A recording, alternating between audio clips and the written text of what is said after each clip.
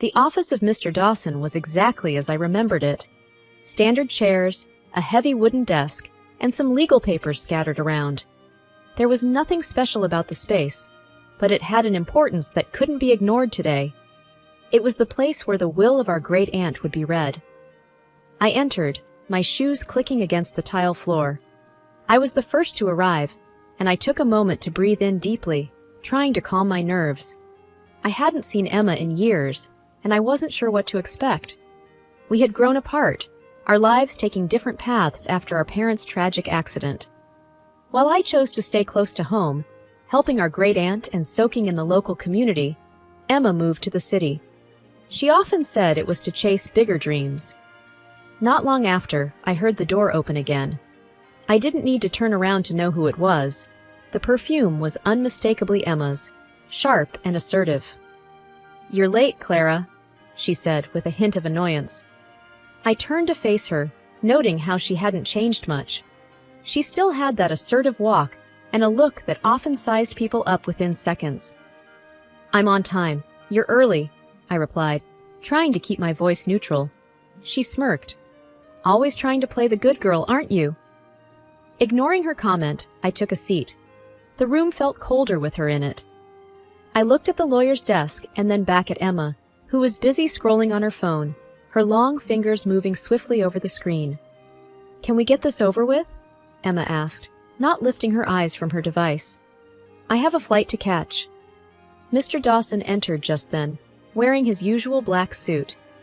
"Good morning, ladies. I see you both are eager to get started. If you could both take a seat?" "I've been seated," I said.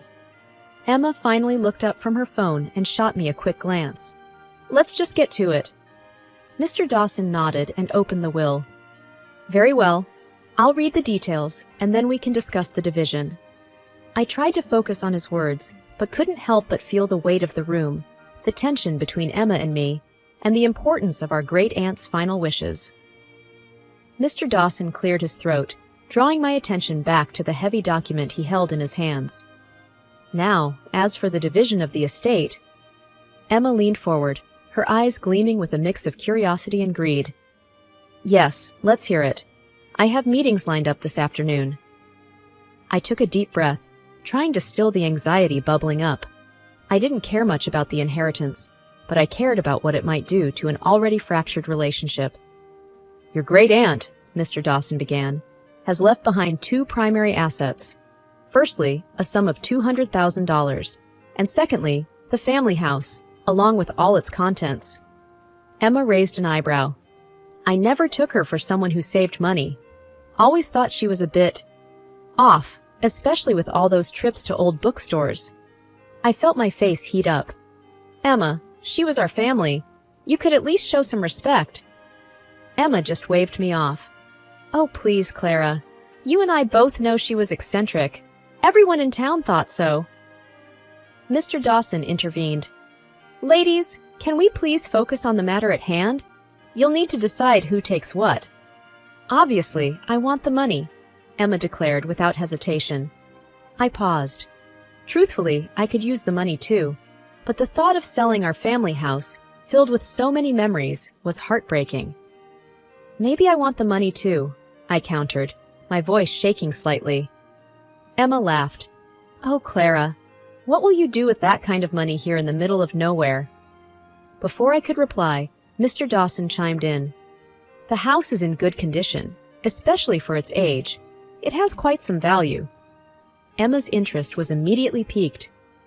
"Is that so? Maybe I should take a look at it then. I work in real estate after all." I felt a pang of worry. If Emma decided she wanted the house after all, I wasn't sure I had the strength to fight her for it. As Emma mulled over her options, Mr. Dawson leaned over, pulling out an envelope from his drawer and handing it discreetly to me. "Your great-aunt wanted you to have this," he whispered so that only I could hear. Written on the envelope were two words, "Yellow Room."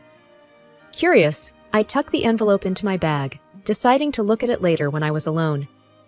Emma, seemingly having made up her mind, announced, "All right, let's go see this house.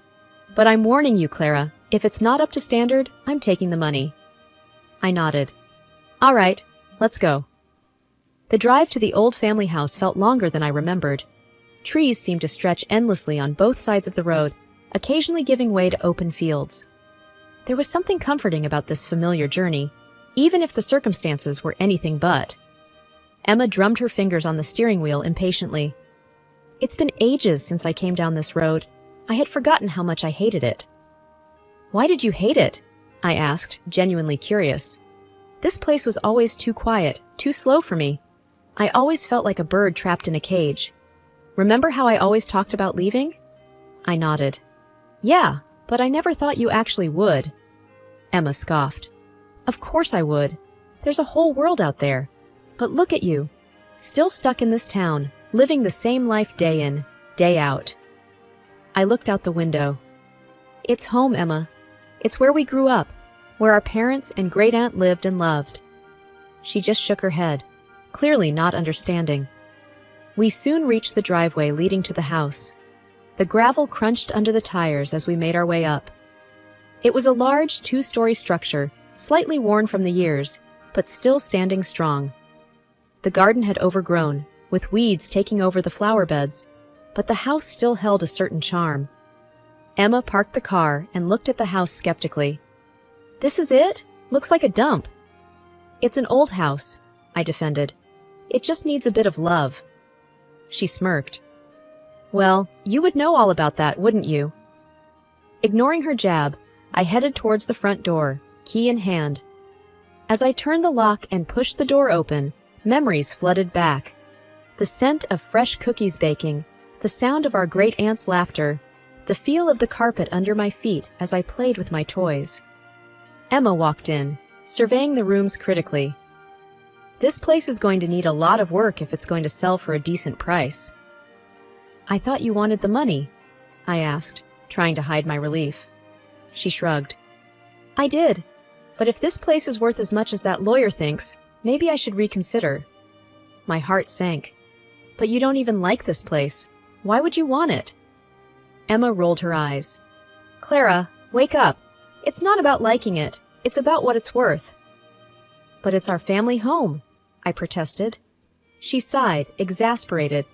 You always were the sentimental one. Look, I'll think about it. Let's just get this over with.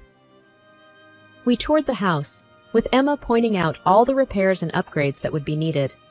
Every comment felt like a dagger in my heart. This wasn't just a house. It was a treasure trove of memories. Finally, we reached the second floor. I hesitated outside the door of the yellow room. The door was slightly ajar, revealing a glimpse of the bookshelves inside. Emma pushed past me and entered the room. She looked around, her face scrunching up in confusion. What's so special about this place? It's just a bunch of old books. I didn't answer, my thoughts consumed by the envelope in my bag. Emma seemed to have made up her mind. All right, Clara, you can have the house. I'll take the money. I looked at her, surprised. Are you sure? She rolled her eyes. Yes, I'm sure. I don't have time for all this work. Besides, the house suits you. The next day, I decided to fully explore the house. Without Emma's impatient sighs and sarcastic remarks, it felt like I was truly home. Every corner held a memory. Every room whispered tales of our past. I opened the old wooden cabinets, smiling as I found our great-aunt's china set, still intact. I remembered the stern look she'd give us whenever we used them, warning us to be careful. These have been in the family for generations, she'd say. Sitting at the old dining table, I remembered our meals together. Do you remember the time Emma tried to cook? I whispered to the empty room, chuckling. She had been so determined to make a surprise dinner and had ended up burning everything. But we had laughed and eaten burnt spaghetti, declaring it the best meal ever. Going upstairs, I visited each bedroom. Our parents' rooms still had their scent, a mix of Dad's cologne and Mom's perfume. Finally, I reached the yellow room. The room our great-aunt had turned into a personal library. The sunlight streamed in, giving the room a soft glow. I ran my fingers over the spines of the books, each one telling not just its own story, but a bit of ours as well. Picking up a random book, I opened it and found a note scribbled in our great-aunt's handwriting. For Clara, when you're old enough to appreciate the beauty of words, I smiled, tears forming in my eyes. She had always said I had a love for stories. I remembered the nights she'd read to us. We'd sit, wrapped in blankets, hanging on to her every word. Sometimes, if we were lucky, she'd tell us tales of her own youth, stories not found in any book. Curiosity piqued, I searched the room for more notes. And there it was, another note inside a thick, leather-bound book. To Emma, remember to find joy in the little things. I was startled by a knock on the front door. Wiping away my tears, I headed downstairs. Opening the door, I found Mrs. Green, our old neighbor. "Oh, Clara!" she exclaimed. "I saw you come by yesterday. Thought I'd come and say hello." "Mrs. Green, it's been ages," I said, pulling her into a warm hug. She smiled. "How's Emma?" She's Emma," I replied, not knowing how else to describe the complex relationship we had. Mrs. Green chuckled. "You two always were like chalk and cheese, but deep down, I know she cares for you." I nodded, hoping that was true. After some tea and more reminiscing, Mrs. Green left, leaving me with a feeling of warmth and gratitude. Weeks turned into months.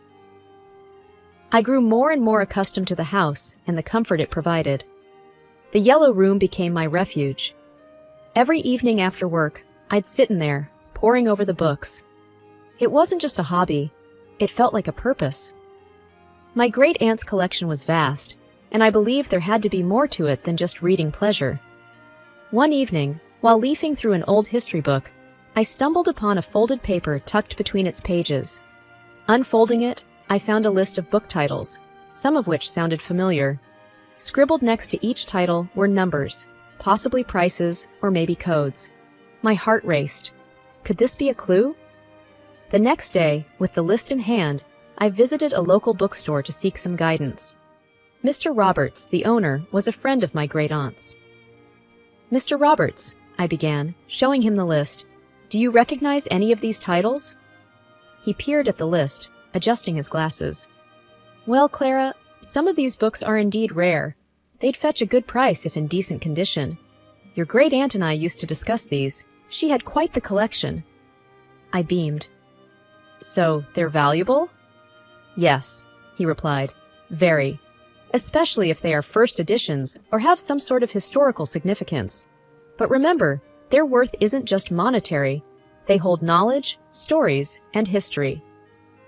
Over the next few weeks, with Mr. Roberts's help, I began cataloging the books, verifying their editions, and checking their potential value. The results were astounding. Many of the books were first editions, and some even had handwritten notes by authors. One day, as I was cataloging a book on ancient civilizations, a small envelope fell out. It was addressed to me. My hands trembled as I opened it. Inside was a letter from my great-aunt. "Dear Clara," it began, "if you're reading this, it means you've delved deep into my collection. I always knew your curiosity would lead you here. These books are my legacy to you, not just in monetary value, but in knowledge. I hope they serve you well." Tears filled my eyes. My great-aunt had planned this all along. It wasn't about the money. It was about the journey, the search for knowledge, the legacy. Feeling a sense of responsibility, I decided to restore and preserve the books.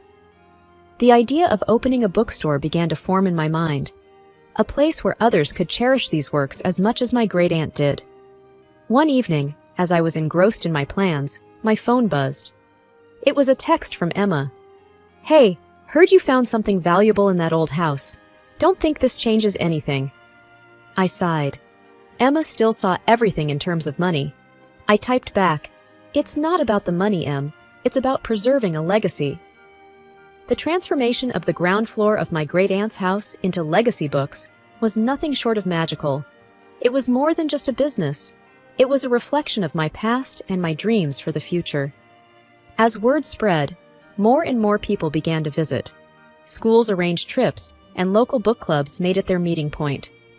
One day, a popular Instagram blogger dropped by and gave us a shout-out. The popularity of legacy books skyrocketed. Late one evening, as I was winding down, my phone buzzed. It was a call from Emma. We hadn't spoken since our unpleasant encounter after the will reading. I hesitated but answered, "Hello?" "Clara." Emma's voice dripped with sarcasm. "I've been seeing your little project all over social media. Quite the success story, aren't you?" Taken aback, I replied, "Yes, Emma. The bookstore is doing well. What do you want?" "I want what's rightfully mine," she snapped. "You owe me, Clara." "Owe you? I took what was left to me in the will, and I made the most of it. That's it." She scoffed. "Of course, playing the innocent card. Well, here's the deal. You're going to give me some of that money you're making." "Why would I do that?" "Because," her voice turned cold, "if you don't, things are going to get very uncomfortable for you. You've got a reputation now, and it'd be a shame if something were to tarnish that." I felt a rush of anger.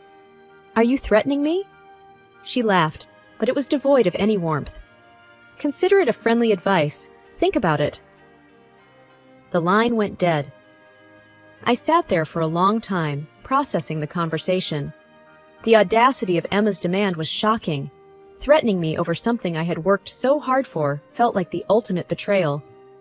The next day, I met with Mr. Roberts and told him about the call. He listened quietly and then said, "I suggest you be careful, Clara. But remember, you've earned every bit of your success. Don't let anyone take that away from you." I nodded, determination filling me. "I won't. No matter what Emma says or does, I won't let her destroy what I've built." Mr. Roberts patted my hand. "That's the spirit. And if you ever need any help, you know where to find me." "Thank you," I replied, feeling grateful for the unwavering support. The clock struck midnight, and I was still at Legacy Books, reorganizing a new shipment that had come in earlier. I decided to take a short break, heading to the back to make myself some tea. Suddenly, the fire alarm blared. Panic surged through me. I ran towards the main floor, and thick black smoke filled the air, making it hard to see or breathe. I coughed, covering my mouth with my arm.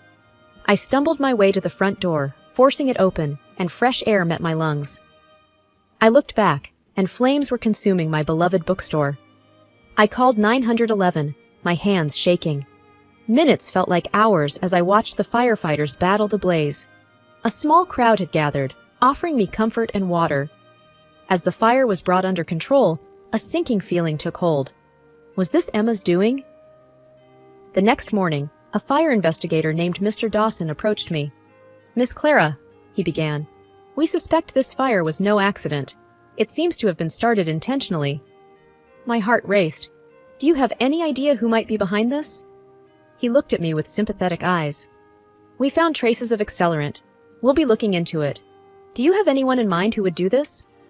I hesitated, but then decided to tell him about Emma and her threats. He nodded, taking notes. "We'll look into it. In the meantime, be cautious." Days later, Mr. Dawson contacted me with news.